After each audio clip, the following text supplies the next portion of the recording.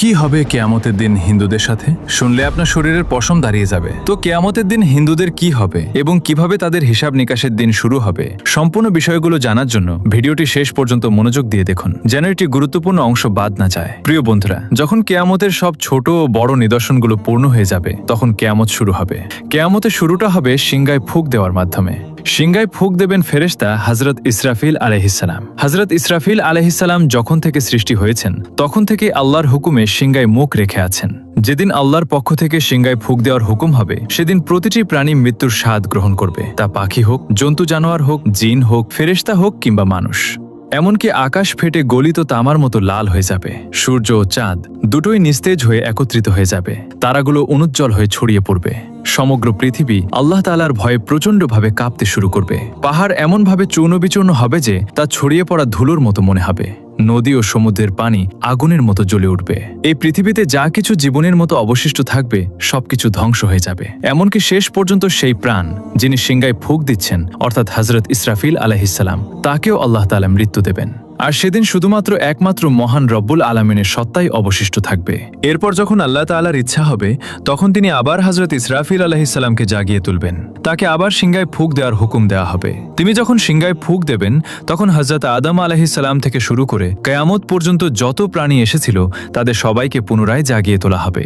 সেই সময় সবার আগে কবর থেকে বের হয়ে আসবেন সৃষ্টির শ্রেষ্ঠ নবীদের ইমাম হযরত মুহাম্মদ মুস্তাফা সাল্লাল্লাহু আলাইহি ওয়াসাল্লাম। এরপর হযরত মূসা আলাইহিসসালাম তার কবর থেকে উঠে দাঁড়াবেন। তারপর বাকি মানুষও তাদের কবর থেকে বের হতে শুরু করবে। তাদের সবাইকে হাসরের ময়দানে নিয়ে আসা হবে। সেখানে সব পুরুষ ও নারী নগ্ন দেহে এবং খালি পায়ে থাকবে। কিন্তু ভয় ও আতঙ্কের কারণে কেউ কারো দিকে তাকানোর মতো সাহস পাবে না, কারণ হাসরের ময়দানে সূর্য 10 গুণ বেশি তীব্র হবে। প্রত্যেকে মনে করবে যে সূর্য পৃথিবী থেকে মাত্র কয়েক গজ দূরে রয়েছে। তীব্র রোদের কারণে মানুষ ঘামে ভিজে যাবে।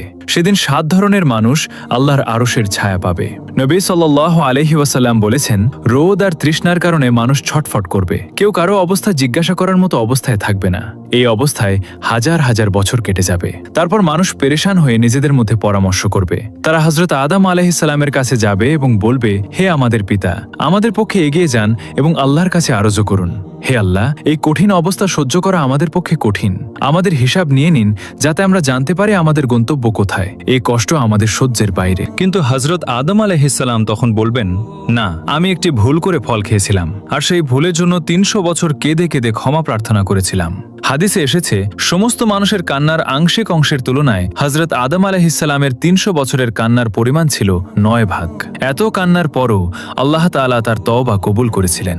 এরপর তিনি বায়তুল্লাহ শরীফ নির্মাণ করেন এবং 30 বার হজ করেন পায়ে হেঁটে। কিন্তু কিয়ামতের দিন তিনি তবুও বলবেন, না, আমি আল্লাহর সামনে যেতে লজ্জাবোধ করছি। চিন্তা করুন, হযরত আদম আলাইহিসসালামের তওবা কবুল হয়ে গেছে, তবুও তিনি এমন বলছেন। তাহলে আমরা যদি আমাদের গুনাহ নিয়ে তওবা না করে মারা যাই, কিয়ামতের দিন আল্লাহর সামনে দাঁড়ানো আমাদের জন্য কতটা কঠিন হবে। এরপর হযরত আদম আলাইহিসসালাম সবাইকে বলবেন, তোমরা হযরত নূহ আলাইহিসসালামের কাছে যাও।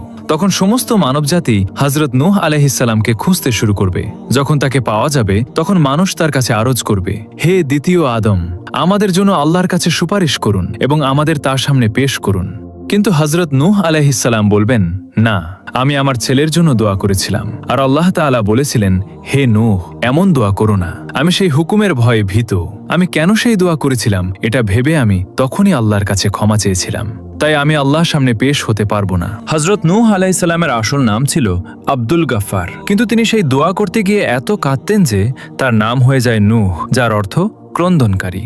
এত কান্নার পরও কিয়ামতের দিন আল্লাহর সামনে যেতে তিনি ভয় পাবেন। তাহলে আমাদের কথা একবার চিন্তা করুন। আমরা যারা গুনাহের জন্য কাঁদি না, বরং গুনাহ করে খুশি হয়ে অন্যদের কাছে তা প্রকাশ করি, কিয়ামতের দিন আমরা কিভাবে আল্লাহর সামনে দাঁড়াবো, একবার ভেবে দেখুন। এরপর হযরত নূহ আলাইহিসসালাম বলবেন, তোমরা হযরত ইব্রাহিম আলাইহিসসালামের কাছে যাও। তখন সমস্ত মানবজাতি হযরত ইব্রাহিম আলাইহিসসালামকে খুঁজে তার কাছে অরজ করবে, হে আল্লাহর খলিল, আমাদের আল্লাহর সামনে পেশ করুন। কিন্তু তিনি বলবেন, না, আজ আমি আল্লাহর কাছে যেতে ভয় পাচ্ছি, কারণ আমার জীবনে 3টি ঘটনা ঘটেছিল যা মাসলেহাতের জন্য হলেও সত্যের বিপরীত ছিল। প্রথম ঘটনা হলো, তার কম তাকে কোথাও নিয়ে যেতে চেয়েছিল, কিন্তু তিনি বলেছিলেন, আমি অসুস্থ। আসলে তাদের সাথে যাওয়া তার কাছে আধ্যাত্মিক অসুস্থতার মতো ছিল, তাই তিনি তাদের কাছে অজুহাত দেখিয়েছিলেন। কোরআনে আল্লাহ বলেছেন, তিনি বলেছিলেন আমি অসুস্থ। এখানে তিনি অসুস্থতার অজুহাত দেখিয়েছিলেন, যা সত্যের বিপরীত ছিল। তাই তিনি বলবেন আমি আল্লাহর সামনে যেতে লজ্জাবোধ করছি।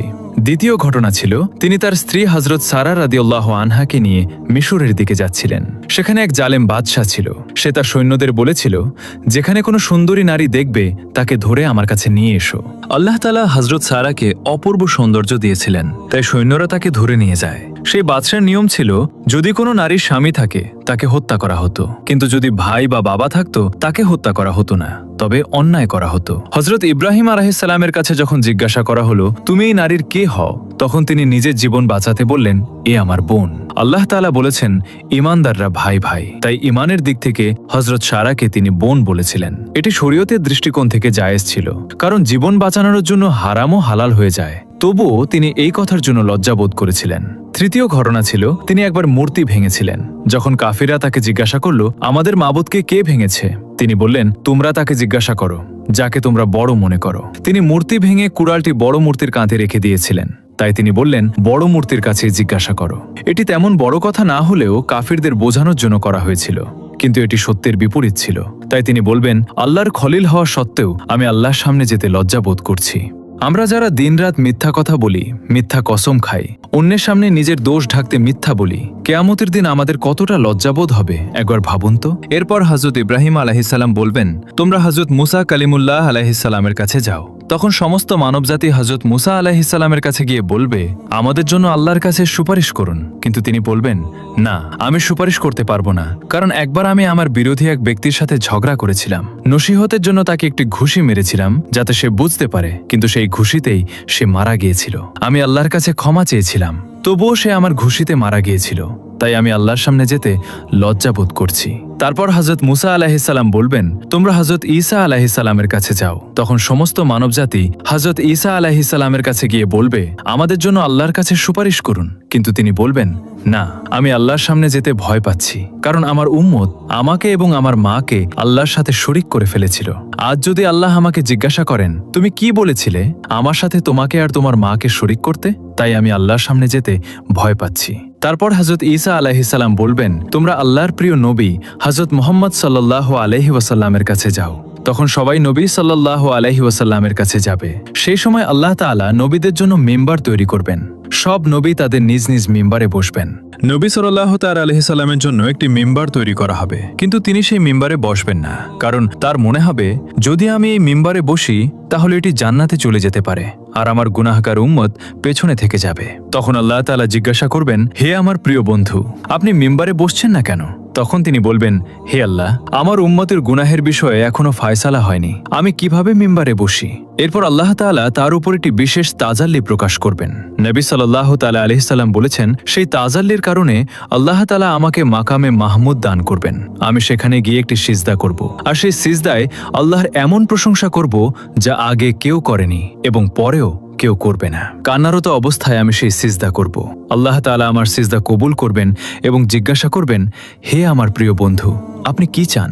আমি বলবো হে আল্লাহ, আপনার বান্দাদের হিসাব নিয়ে নিন। আল্লাহ তাআলা বলবেন ঠিক আছে। হাদিসে এসেছে যখন অনুমতি দেওয়া হবে তখন নবী সাল্লাল্লাহু তাআলা আলাইহি ওয়াসাল্লাম হযরতে আবু বকর রাদিয়াল্লাহু আনহুর হাত ধরে আল্লাহর সামনে পেশ করতে চাইবেন যাতে হিসাব শুরু হয়।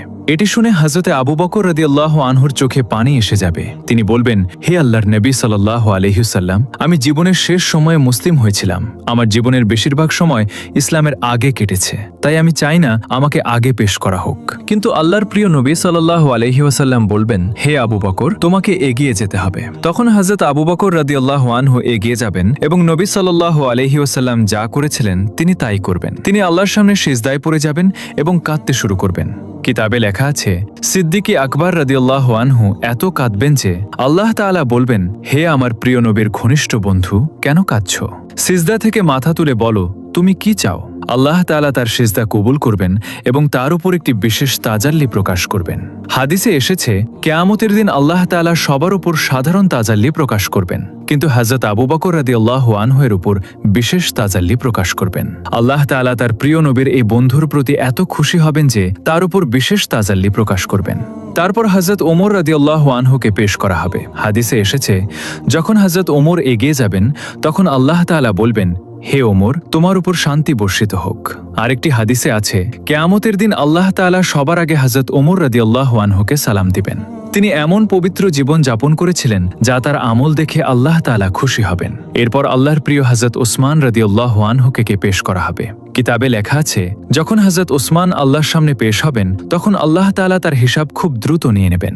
এরপর হযরত আলী রাদিয়াল্লাহু আনহুকে আল্লাহর সামনে পেশ করা হবে। হাদিসে এসেছে, কিয়ামতের দিন সবচেয়ে সহজ ও দ্রুত হিসাব হবে হযরত আলী রাদিয়াল্লাহু আনহুয়ের।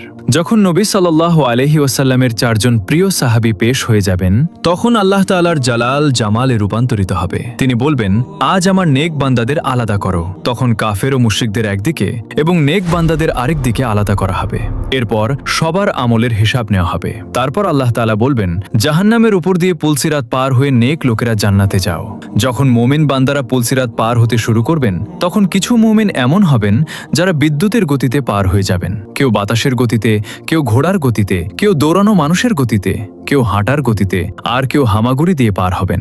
যারা পুলসিরাত পার হয়ে যাবেন, আল্লাহ তাআলা তাদের জান্নাত দান করবেন। যখন তারা পুলসিরাত পার হয়ে যাবেন, তখন নবী করিম সাল্লাল্লাহু আলাইহি ওয়াসাল্লাম মনে করবেন, আমার উম্মতের সবাই আমার সাথে এসে গেছে এবং জাহান্নাম থেকে মুক্ত হয়েছে।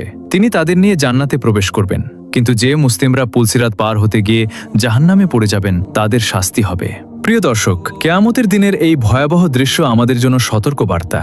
আজ আমরা যে গুনাহকে গুনাহ বলে মনে করি না, সেই গুনাহ নিয়ে যদি মৃত্যুবরণ করি, তবে কিয়ামতের দিন আল্লাহর সামনে দাঁড়ানো আমাদের জন্য কত কঠিন হবে। তাই আসুন আজই তওবা করি, নেক আমলে ফিরে আসি এবং আমাদের আমলনামা সুন্দর করার চেষ্টা করি। প্রিয় বন্ধুরা, ভিডিওটি যদি আপনাদের কাছে ভালো লাগে ও উপকারী মনে হয়, তাহলে ভিডিওতে লাইক দিন আর শেয়ার করে বিষয়টি সবাইকে জানার সুযোগ করে দিন। আর অবশ্যই চ্যানেলটি সাবস্ক্রাইব করুন। এই ভিডিও সম্পর্কে আপনার যে কোনো মতামত জানাতে অবশ্যই কমেন্ট করুন। আল্লাহ হাফেজ।